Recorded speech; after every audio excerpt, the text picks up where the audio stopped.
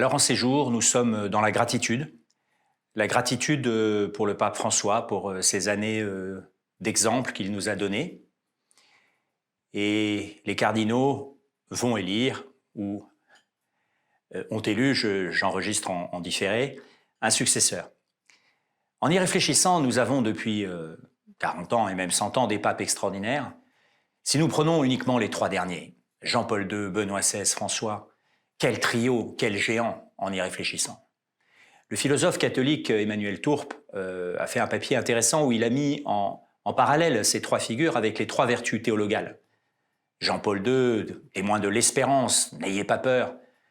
Benoît XVI, fantastique avocat de la foi. Et François comme témoin vivant de la charité envers tous.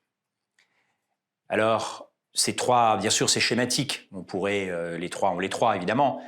Mais les trois renvoient une facette de ces trois vertus qui ont été si éclatantes en Jésus. Jésus qui cherchait la foi de ses interlocuteurs, cette foi en ce Abba, Père, qu'il chérissait tant. Ce Jésus, apôtre du royaume qui vient et dont il voyait déjà des signes autour de lui. Et puis, ce Jésus exemple de charité envers les pauvres, les petits, les invisibles. Alors, on pourrait dire, l'héritage paraît bien lourd. C'est là que le préposé général de la Compagnie de Jésus actuelle a eu, il y a une dizaine de jours, une très belle expression, à la fois une lapalissade et une vérité profonde. Il a dit, les cardinaux ne vont pas élire le successeur de François, ni d'ailleurs de Benoît XVI ou de Jean-Paul II, ils vont élire le successeur de Pierre. C'est-à-dire qu'ils vont regarder autour d'eux, dans leur groupe, celui qui incarne le mieux, au fond, les qualités d'un pape. Un pape vivant. Pas un pape pour hier, pour demain, un pape pour aujourd'hui. Et c'est lui qu'ils vont élire et que nous allons accueillir. Alors sans doute n'aura-t-il pas toutes les qualités de ses prédécesseurs, il aura les siennes.